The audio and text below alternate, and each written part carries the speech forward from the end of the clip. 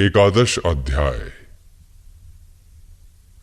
श्री अष्टावक्र कहते हैं, भाव, सृष्टि, स्थिति और अभाव यानी प्रलय, मृत्यु रूपी विकार स्वाभाविक हैं। ऐसा निश्चित रूप से जानने वाला विकार रहित, दुख रहित होकर सुखपूर्वक शांति को प्राप्त हो जाता है। ईश्वर सबका सृष्टा है, कोई अन्य नहीं। ऐसा निश्चित रूप से जानने वाले की सभी आंतरिक इच्छाओं का नाश हो जाता है। वह शांत पुरुष सर्वत्र आसक्ति रहित हो जाता है। संपत्ति, सुख और विपत्ति, दुख का समय प्रारब्ध वर्ष पूर्वकृत कर्मों के अनुसार है। ऐसा निश्चित रूप से जानने वाला संतोष और निरंतर संयमित इंद्रियों से युक्त हो जाता है। वह न इच्छा करता है और न शोक। सुख, दुख और जन्म मृत्यु प्रारब्धवश पूर्वकृत कर्मों के अनुसार हैं। ऐसा निश्चित रूप से जानने वाला, फल की इच्छा न रखने वाला, सरलता से कर्म करते हुए भी उनसे लिप्त नहीं होता है।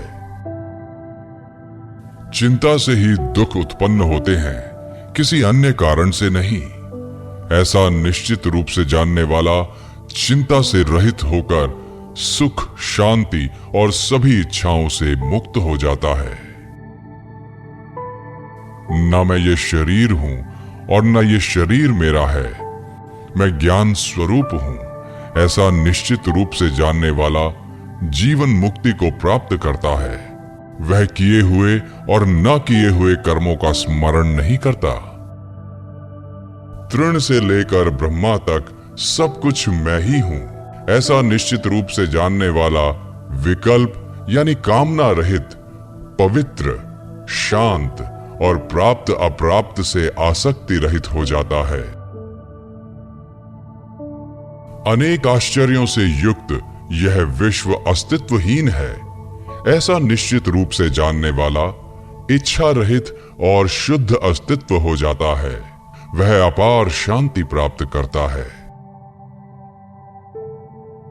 जनक कहते हैं, पहले मैं शारीरिक कर्मों से निरपेक्ष यानी उदासीन हुआ, फिर वाणी से निरपेक्ष हुआ, अब चिंता से निरपेक्ष होकर अपने स्वरूप में स्थित हूं। शब्द आदि विषयों में आसक्ति रहित होकर और आत्मा की दृष्टि का विषय न होने के कारण मैं निश्चल और एकाग्र हृदय से अपने स्वरूप में स्थित हूं।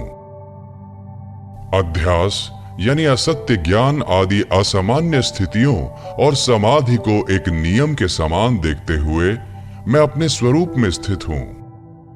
हे ब्रह्म को जानने वाले, त्याज्य और संग्रहणीय से दूर होकर और सुख दुख के अभाव में मैं अपने स्वरूप में स्थित हूं। आश्रम, अनाश्रम, ध्यान और मन द्वारा स्वीकृत और निषिद्ध नियमों को देखकर मैं अपने स्वरूप में स्थित हूं। कर्मों के अनुष्ठान रूपी अज्ञान से निवृत्त होकर और तत्व को सम्यक रूप से जानकर मैं अपने स्वरूप में स्थित हूं।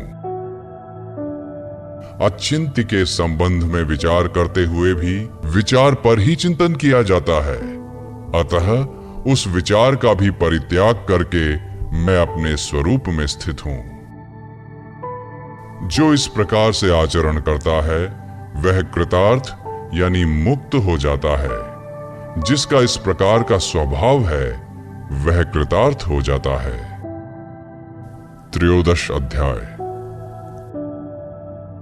श्री जनक कहते हैं, अकिंचन यानी कुछ अपना न होने की सहजता केवल कौपीन पहनने पर भी कठिनाई से प्राप्त होती है। अतः त्याग और संग्रह की प्रवृत्तियों को छोड़कर सभी स्थितियों में मैं सुखपूर्वक विद्यमान हूं। शारीरिक दुख भी कहां है, अर्थात नहीं है। वाणी के दुख भी कहां है, वहां मन भी कहां है। सभी प्रयत्नों को त्याग कर सभी स्थितियों में मैं सुखपूर्वक विद्यमान हूं।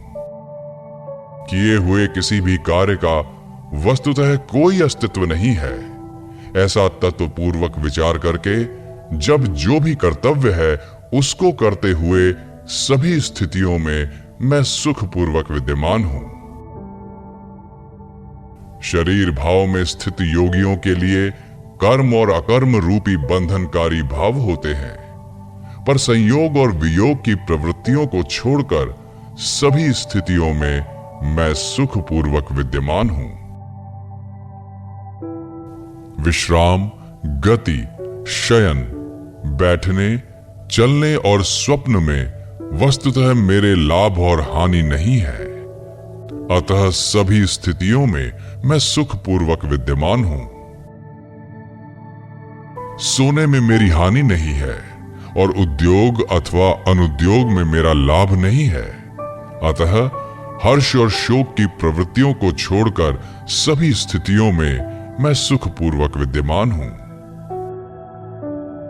सुख दुख आदि स्थितियों के क्रम से आने के नियम पर बार बार विचार करके शुभ और अशुभ की प्रवृत्तियों को छोड़कर सभी स्थितियों में मैं सुखपूर्वक विद्यमान हूं। चतुर्दश अध्याय।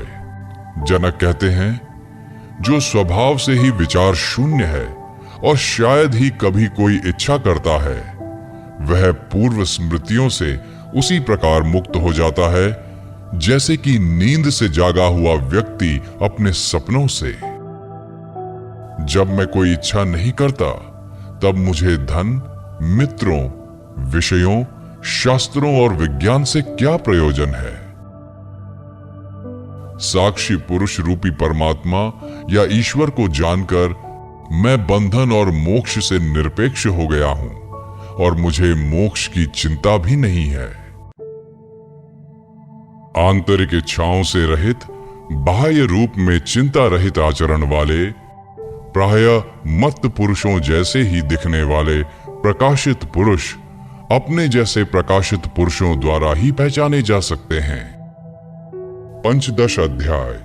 श्री अष्टावक्र कहते हैं, सात्विक बुद्धि से युक्त मनुष्य साधारण प्रकार के उपदेश से भी कृतकृत्य यानी मुक्त हो जाता है, परंतु ऐसा न होने पर, आजीवन जिज्ञासु होने पर भी परम ब्रह्म का यथार्थ ज्ञान नहीं होता है।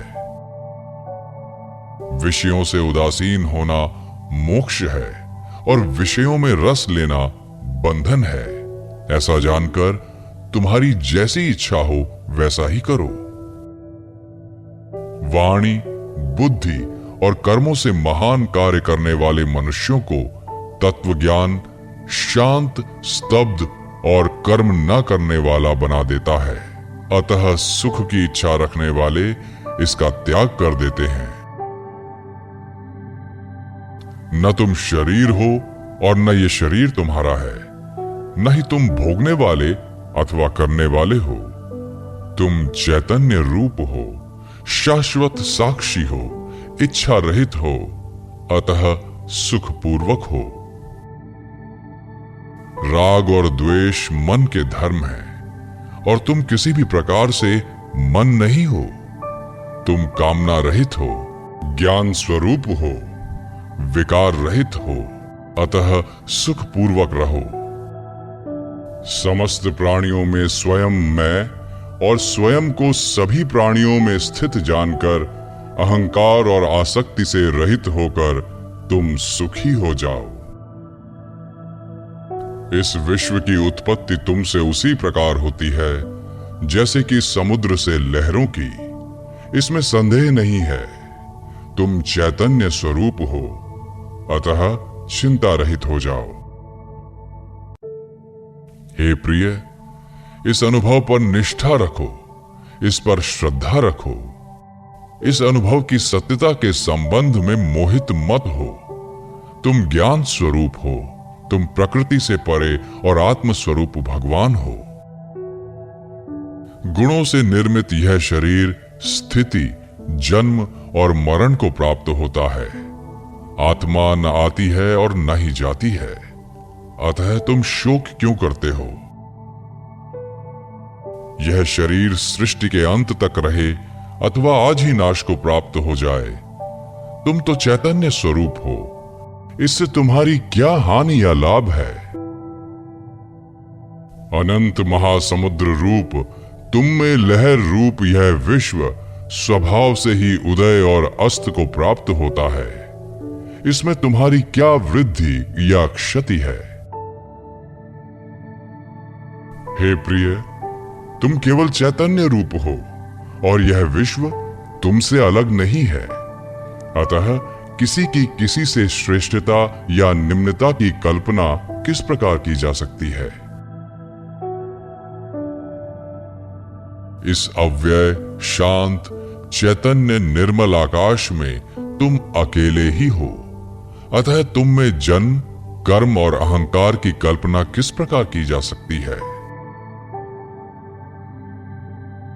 तुम एक होते हुए भी अनेक रूप में प्रतिबिंबित दिखाई देते हो। क्या स्वर्ण कंगन बाजूबंद और पायल से अलग दिखाई देता है? यह मैं हूं और यह मैं नहीं हूं, इस प्रकार के भेद को त्याग दो। सब कुछ आत्मस्वरूप तुम ही हो, ऐसा निश्चय करके और कोई संकल्प न करते हुए सुखी हो जाओ। अज्ञानवश तुम ही यह विश्व हो, पर ज्ञान दृष्टि से देखने पर केवल एक तुम ही हो। तुमसे अलग कोई दूसरा संसारी या असंसारी किसी भी प्रकार से नहीं है। यह विश्व केवल भ्रम है और कुछ भी नहीं, ऐसा निश्चय करो। इच्छा और चेष्टा रहित हुए बिना कोई भी शांति को प्राप्त नहीं होता। एक ही भवसागर यानी सत्य था, है और रहेगा। तुम में न मोक्ष है और न बंधन। आप्त काम होकर सुख से विचरण करो। हे चैतन्य रूप, भांति भांति के संकल्पों और विकल्पों से अपने चित्त को अशांत मत करो। शांत होकर अपने आनंद रूप में सुख से स्थित हो जाओ। सभी स्थानों से अपने ध्यान को हटा लो और अपने हृदय में कोई विचार न रखो। तुम आत्मरूप हो और मुक्त ही हो। इसमें विचार करने की क्या आवश्यकता है? षोडश अध्याय। श्री अष्टावक्र कहते हैं, हे प्रिय, विद्वानों से सुनकर अथवा बहुत शास्त्रों के पढ़ने से तुम्हारी आत्म स्वरूप में वैसी स्थिति नहीं होगी जैसी कि सब कुछ उचित रीति से भूल जाने से। कर्म भोग करो या समाधि में रहो, चूंकि तुम विद्वान हो, अतः तुम्हें चित्त की सभी आशाओं को शांत करना अत्यंत आनंदप्रद होगा। प्रयत्न से ही सभी दुखी हैं, पर कोई इसे जानता नहीं है। इस निष्पाप उपदेश से ही भाग्यवान व्यक्ति सभी वृत्तियों से रहित हो जाते हैं। जिसे नेत्र को खोलने और बंद करने जैसी स्वाभाविक शारीरिक क्रियाओं में खेद होता है, इस तरह के अज्ञानी परम आलसी को केवल आलस्य में ही सुख मिलता है। यह करना चाहिए और यह नहीं। जब मन इस प्रकार के द्वंद्वों से मुक्त हो जाता है, तब उसको धर्म, अर्थ, काम और मोक्ष की अपेक्षा नहीं रहती। न विषयों से द्वेष करने वाला विरक्त, न ही विषयों में आसक्त रागवान, वह तो निश्चय ही विषयों के ग्रहण और त्याग से विहीन है। जब तक विषयों के ग्रहण और त्याग की कामना रहती है, तब तक संसार रूपी वृक्ष का अंकुर विद्यमान है। अतः विचारहीन अवस्था का आश्रय लो। प्रवृत्ति से आसक्ति और निवृत्ति से द्वेष उत्पन्न होता है। अतः बुद्धिमान बालक के समान निर्द्वंद होकर स्थित रहो। विषय में आसक्त पुरुष दुख से बचने के लिए संसार का त्याग करना चाहता है, पर वह विरक्त ही सुखी है जो उन दुखों में भी खेद नहीं करता। जो मोक्ष भी चाहता है और इस शरीर में आसक्ति भी रखता है, वह न ज्ञानी है और न योगी, बल्कि केवल दुख को प्राप्त करने वाला है। यदि तुम्हारे उपदेशक साक्षात शिव, विष्णु या ब्रह्मा भी हों, तो भी सब कुछ विस्मरण किए बिना तुम आत्म स्वरूप को प्राप्त नहीं होगी। सप्तदश अध्याय। अष्टावक्र कहते हैं, उन्होंने ज्ञान और योग दोनों का फल प्राप्त कर लिया है, जो सदा संतुष्ट, शुद्ध इंद्रियों वाले और एकांत में रमने वाले हैं। तत्व ब्रह्म को जानने वाला कभी भी किसी बात से इस संसार में दुखी नहीं होता है, क्योंकि उस एक ब्रह्म से ही यह संपूर्ण विश्व पूर्णतः व्याप्त है। अपनी आत्मा में रमण करने वाला किसी विषय को प्राप्त करके हर्षित नहीं होता। जैसे कि सलाई के पत्तों से प्रेम करने वाला हाथी नीम के पत्तों को पाकर हर्ष नहीं करता है। जिसकी प्राप्त हो चुके भोगों में आसक्ति नहीं है और न प्राप्त हुए भोगों की इच्छा है, ऐसा व्यक्ति इस संसार में दुर्लभ है। इस संसार में सांसारिक भोगों की इच्छा वाले भी देखे जाते हैं और मोक्ष की इच्छा वाले भी, पर इन दोनों इच्छाओं से रहित महापुरुष का मिलना दुर्लभ है। धर्म, अर्थ, काम, मोक्ष, जीवन और मृत्यु में उपयोगिता और अनुपयोगिता की समता किसी महात्मा में ही होती है। न इस विश्व के लीन यानी समाप्त होने की इच्छा और न ही इसकी स्थिति से द्वेष। महात्मा जैसा जीवन है उसी से आनंदित और कृतकृत्य रहते हैं। इस ज्ञान से कृतार्थ होकर बुद्धि को अंतर्हित यानी विलीन करके देखते हुए, सुनते हुए, स्पर्श करते हुए, सूंघते हुए और खाते हुए वे सुखपूर्वक रहते हैं। दृष्टि को शून्य और अस्थिर इंद्रियों की चेष्टा को नष्ट करके इस अशक्त संसार रूपी सागर से न तो आसक्ति रखते हैं और न ही विरक्ति। न जगता ही है और न सोता ही है, न ही आंखें खोलता या बंद करता है। आहा, उस परम अवस्था में कोई मुक्त चेतना वाला विरला ही रहता है। सदा स्वयं में स्थित, सर्वत्र स्वच्छ प्रयोजन वाला, समस्त वासनाओं से मुक्त पुरुष सर्वत्र सुशोभित होता है। देखते हुए, सुनते हुए, स्पर्श करते हुए, सूंघते हुए, खाते हुए, लेते हुए, बोलते हुए, चलते हुए, इच्छा करते हुए और इच्छा न करते हुए, ऐसा महात्मा मुक्त है। न निंदा करता है और न प्रशंसा करता है, न लेता है न देता है। इन सब में अनासक्त वह सब प्रकार से मुक्त है। अनुराग युक्त स्त्रियों को देखकर अथवा मृत्यु को उपस्थित देखकर विचलित न होने वाला स्वयं में स्थित वह महात्मा मुक्त ही है। धीर पुरुष सुख में, दुख में, पुरुष में, नारी में, संपत्ति में और विपत्ति में अंतर न देखता हुआ सर्वत्र समदर्शी होता है। क्षीण संसार वाले पुरुष में न हिंसा और न करुणा, न गर्व और न दीनता, न आश्चर्य और न क्षोभ ही होता है। मुक्त पुरुष न तो विषयों से द्वेष करता है और न आसक्ति ही, अतः उनकी प्राप्ति और अप्राप्ति में सदा समान मन वाला रहता है। संदेह और समाधान एवं हित और अहित की कल्पना से परे शून्य चित्त वाला पुरुष कैवल्य में ही स्थित रहता है। ममता रहित, अहंकार रहित और दृश्य जगत के अस्तित्व रहित होने के निश्चय वाला, सभी इच्छाओं से रहित, करता हुआ भी कुछ नहीं करता। मन के किसी भी मोह, स्वप्न और जड़ता से रहित प्रकाशित अवस्था को प्राप्त कर मन की इच्छाओं से रहित हो जाओ। अष्टावक्र कहते हैं, जिस बोध का उदय होने पर जागने पर स्वप्न के समान भ्रम की निवृत्ति हो जाती है। उस एक सुख स्वरूप शांत प्रकाश को नमस्कार है। जगत के सभी पदार्थों को प्राप्त करके कोई बहुत से भोग प्राप्त कर सकता है, पर उन सब का आंतरिक त्याग किए बिना सुखी नहीं हो सकता।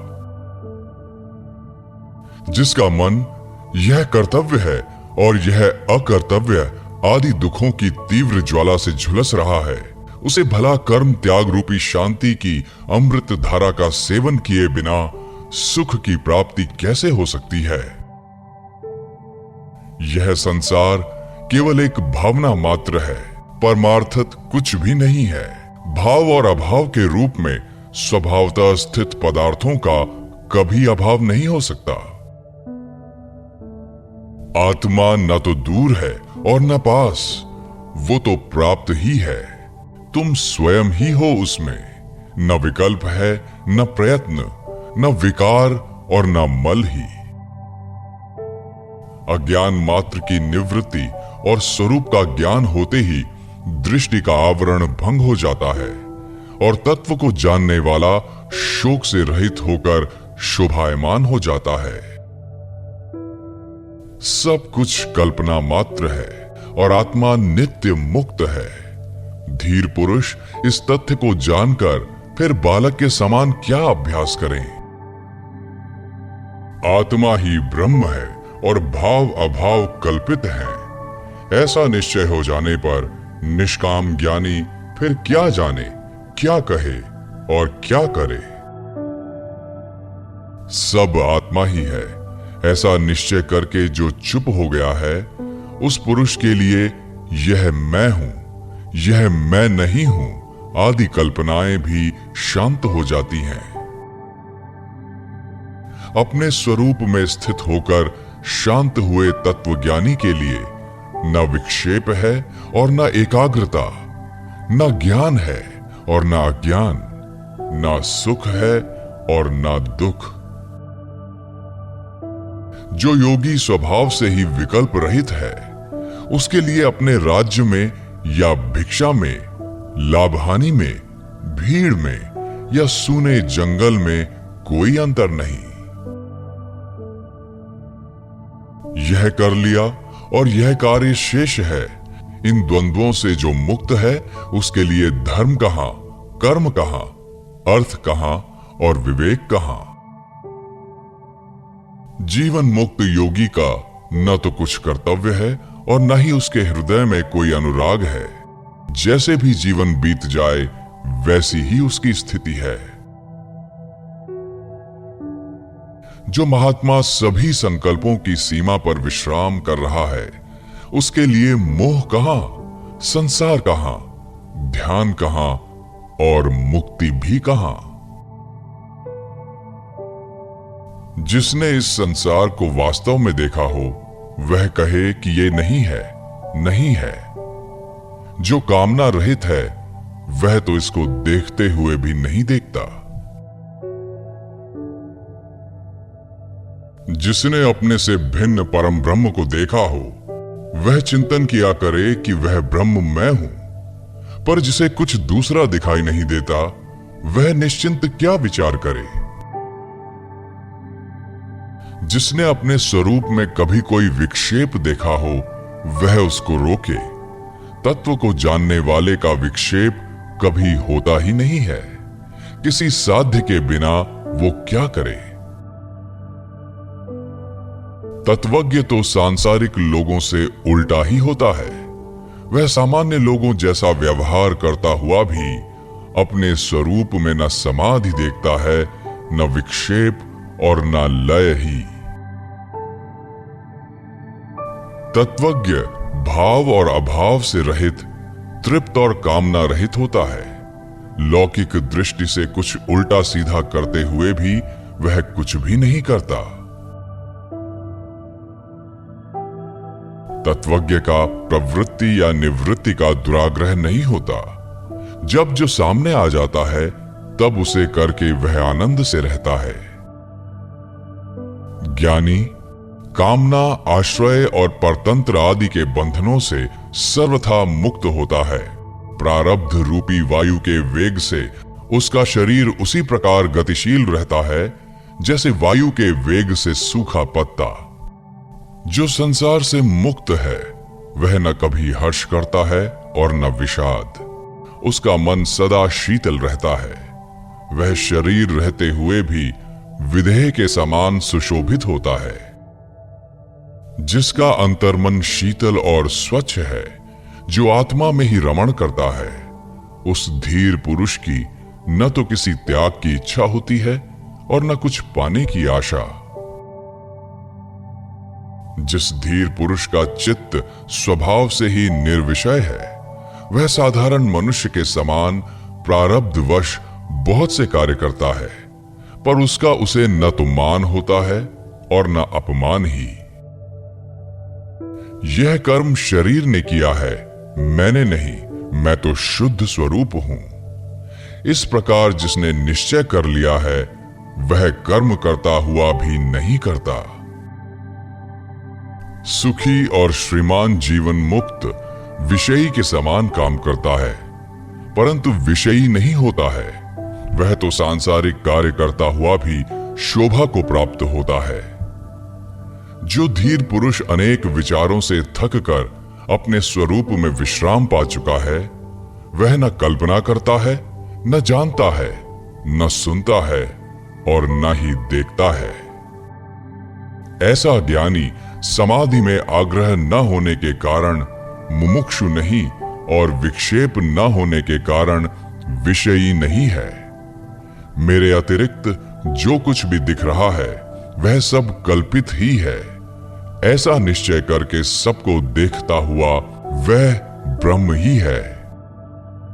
जिसके अंतःकरण में अहंकार विद्यमान है, वह देखने में कर्म ना करे तो भी करता है, पर जो धीर पुरुष निरहंकार है, वह सब कुछ करते हुए भी कर्म नहीं करता। मुक्त पुरुष के चित्त में न उद्वेग है, न संतोष और न कर्तव्य का अभिमान ही है। उसके चित्त में न आशा है, न संदेह। ऐसा चित्त ही सुशोभित होता है। जीवन मुक्त का चित्त ध्यान से विरत होने के लिए और व्यवहार करने की चेष्टा नहीं करता है। निमित्त के शून्य होने पर वह ध्यान से विरत भी होता है और व्यवहार भी करता है। अविवेकी पुरुष यथार्थ तत्व का वर्णन सुनकर और अधिक मोह को प्राप्त होता है या संकुचित हो जाता है।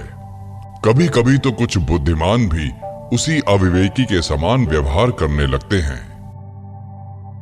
मूढ़ पुरुष बार बार चित्त की एकाग्रता और निरोध का अभ्यास करते हैं। धीर पुरुष सुषुप्ति के समान अपने स्वरूप में स्थित रहते हुए कुछ भी कर्तव्य रूप से नहीं करते। मूढ़ पुरुष प्रयत्न से या प्रयत्न के त्याग से शांति प्राप्त नहीं करता, पर प्रज्ञावान पुरुष तत्व के निश्चय मात्र से शांति प्राप्त कर लेता है। आत्मा के संबंध में जो लोग अभ्यास में लग रहे हैं, वे अपने शुद्ध, बुद्ध, प्रिय, पूर्ण, निष्प्रपंच और निरामय ब्रह्म स्वरूप को नहीं जानते। अज्ञानी मनुष्य कर्म रूपी अभ्यास से मुक्ति नहीं पा सकता और ज्ञानी कर्म रहित होने पर भी केवल ज्ञान से मुक्ति प्राप्त कर लेता है। अज्ञानी को ब्रह्म का साक्षात्कार नहीं हो सकता, क्योंकि वह ब्रह्म होना चाहता है।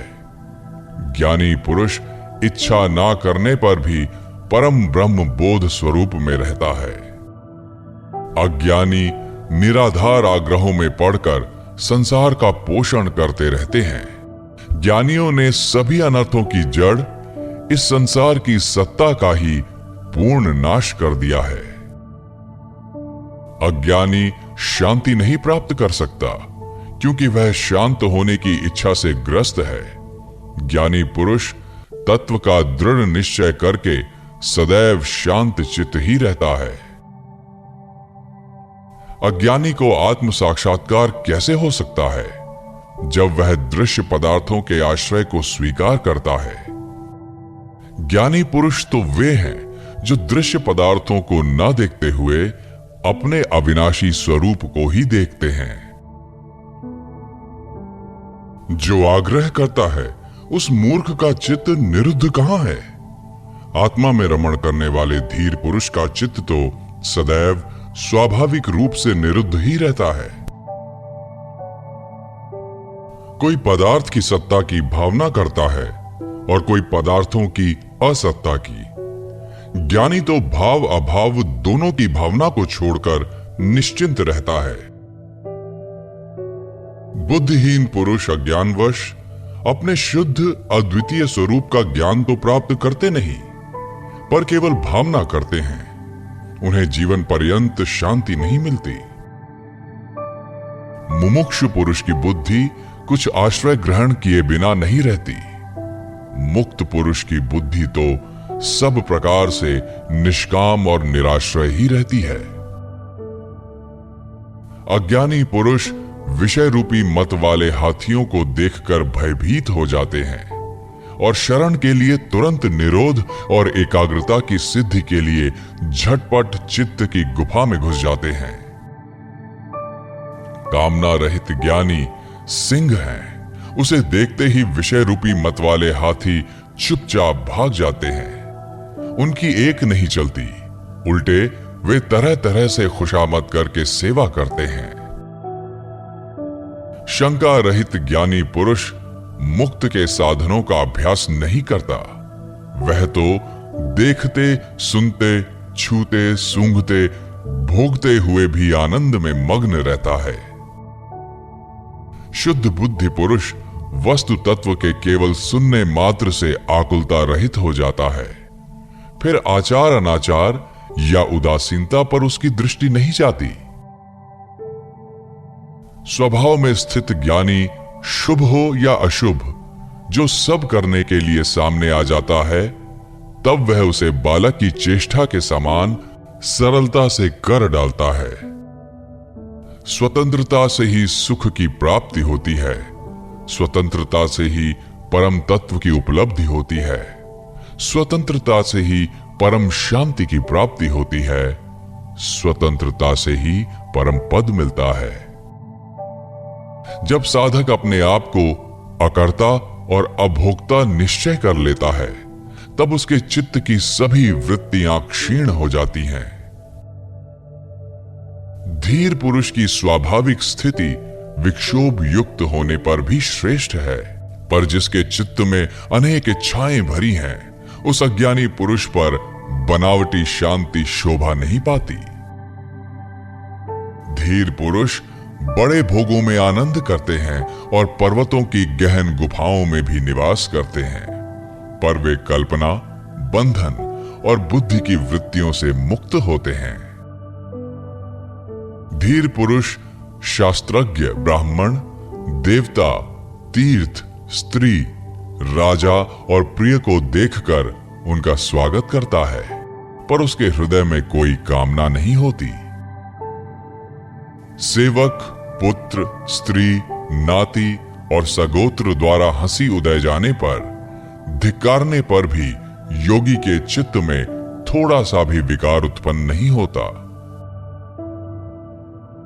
लौकिक दृष्टि से प्रसन्न दिखने पर वह प्रसन्न नहीं होता और दुखी दिखने पर दुखी नहीं होता। उसकी उस आश्चर्यमय दशा को उसके समान लोग ही जान सकते हैं। कर्तव्य बुद्धि का नाम ही संसार है। विद्वान लोग उस कर्तव्यता को नहीं देखते, क्योंकि उनकी बुद्धि शून्याकार, निराकार, निर्विकार और निरामय होती है। अज्ञानी पुरुष कुछ न करते हुए भी क्षोभवश सदा व्यग्र ही रहता है। योगी पुरुष बहुत से कार्य करता हुआ भी शांत रहता है। शांत बुद्धि वाला पुरुष सुख से बैठता है, सुख से सोता है, सुख से आता जाता है, सुख से बोलता है और सुख ही खाता है। जो बड़े सरोवर के समान शांत है और लौकिक आचरण करते हुए जिसको अन्य लोगों के समान दुख नहीं होता, वह दुख रहित ज्ञानी शोभित होता है। मूढ़ में निवृत्ति से भी प्रवृत्ति उत्पन्न हो जाती है और धीर पुरुष की प्रवृत्ति भी निवृत्ति के समान फलदायिनी होती है। अज्ञानी पुरुष प्रायः गृह आदि पदार्थों से वैराग्य करता दिखाई देता है, पर जिसका देह अभिमान नष्ट हो चुका है उसके लिए कहां राग और कहां विराग। अज्ञानी की दृष्टि सदा भाव या अभाव में लगी रहती है, पर धीर पुरुष तो दृश्य को देखते रहने पर भी आत्म स्वरूप को देखने के कारण कुछ नहीं देखता। जो धीर पुरुष सभी कार्यों में एक बालक के समान निष्काम भाव से व्यवहार करता है वह शुद्ध है और कर्म करने पर भी उससे लिप्त नहीं होता। वह आत्मज्ञानी धन्य है जो सभी स्थितियों में समान रहता है, देखते सुनते छूते सूंघते और खाते पीते भी उसका मन कामना रहित होता है। धीर पुरुष सदा आकाश के समान निर्विकल्प रहता है। उसकी दृष्टि में संसार कहां और उसकी प्रतीति कहां, उसके लिए साध्य क्या और साधन क्या। जिस सन्यासी को अपने अखंड स्वरूप में सदा स्वाभाविक रूप से समाधि रहती है, जो पूर्ण स्वानंद रूप है, वही विजयी है। बहुत कहने से क्या लाभ। महात्मा पुरुष भोग और मोक्ष दोनों की इच्छा नहीं करता और सदा सर्वत्र राग रहित होता है। महतत्व से लेकर संपूर्ण द्वैत रूप दृश्य जगत नाम मात्र का ही विस्तार है। शुद्ध बोध स्वरूप धीर ने जब उसका भी परित्याग कर दिया, फिर भला उसका क्या कर्तव्य शेष है। यह संपूर्ण दृश्य जगत भ्रम मात्र है, यह कुछ नहीं है।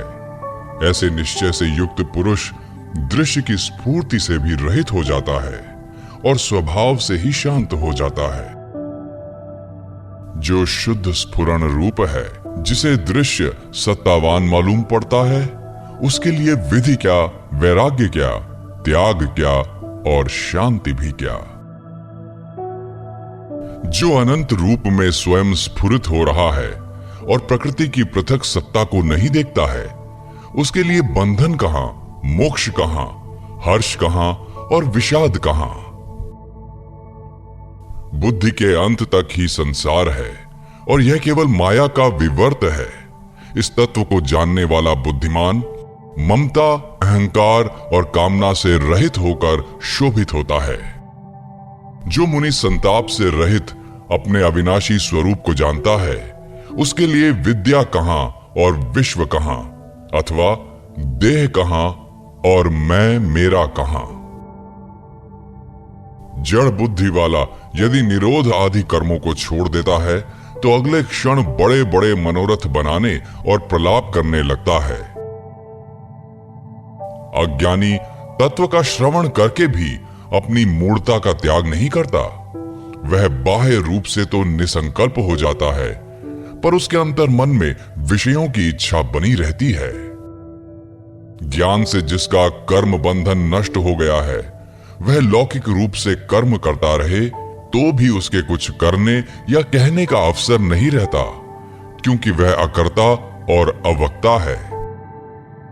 जो धीर सदा निर्विकार और भय रहित है, उसके लिए अंधकार कहां, प्रकाश कहां और त्याग कहां। उसके लिए किसी का अस्तित्व नहीं रहता। योगी को धैर्य कहां, विवेक कहां और निर्भयता भी कहां। उसका स्वभाव अनिर्वचनीय है और वह वस्तुतः स्वभाव रहित है। योगी के लिए न स्वर्ग है, न नरक और न जीवन मुक्ति है। इस संबंध में अधिक कहने से क्या लाभ है। योग की दृष्टि से कुछ भी नहीं है। धीर का चित्त ऐसे शीतल रहता है जैसे वह अमृत से परिपूर्ण हो। वह न लाभ की आशा करता है और न हानि का शोक। धीर पुरुष न संत की स्तुति करता है और न दुष्ट की निंदा।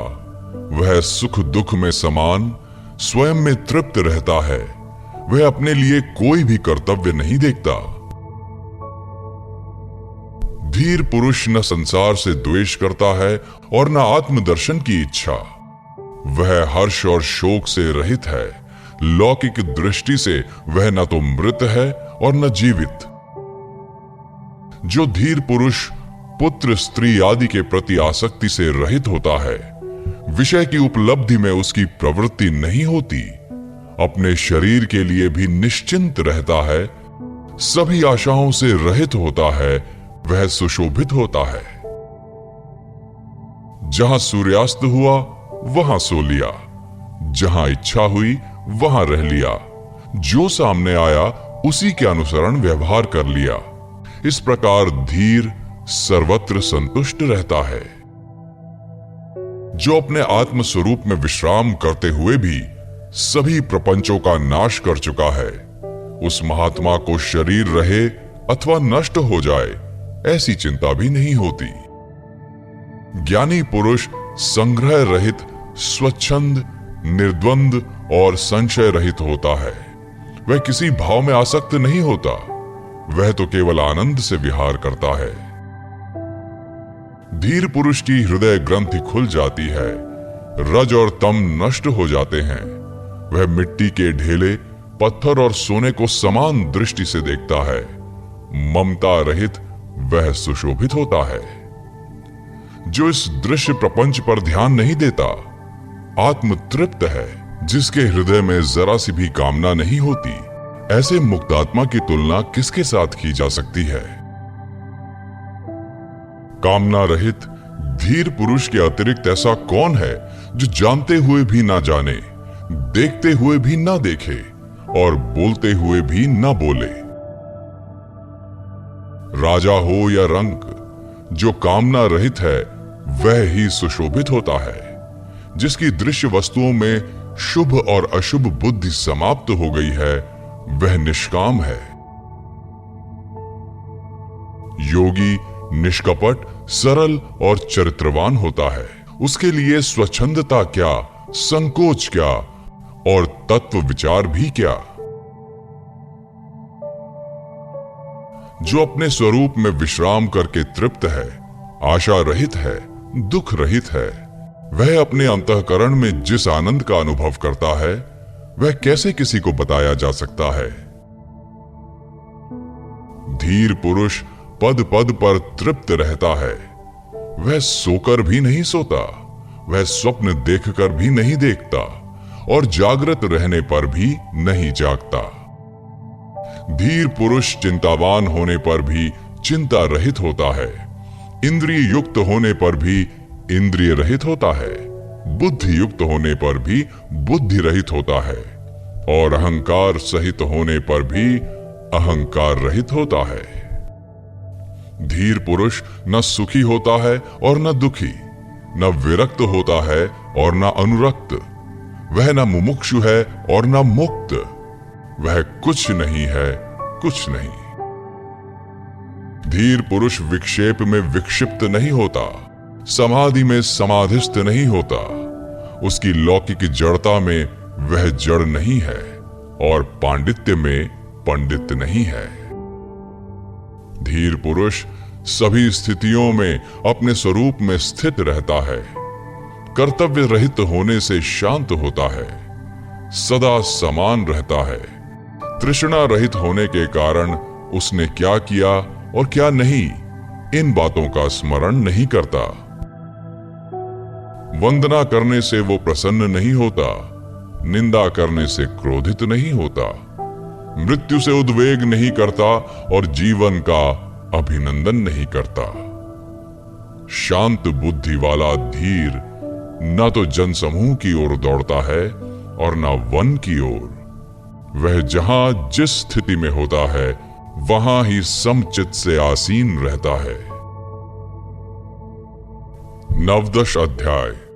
महर्षि अष्टावक्र के मुख से तत्व ज्ञान की स्वाभाविक शांति को श्रवण करके अपने को कृतार्थ मानकर राजा जनक कहते हैं, तत्व विज्ञान के चिमटी द्वारा विभिन्न प्रकार के सुझावों रूपी कांटों को मेरे द्वारा हृदय के आंतरिक भागों से निकाल दिया गया है।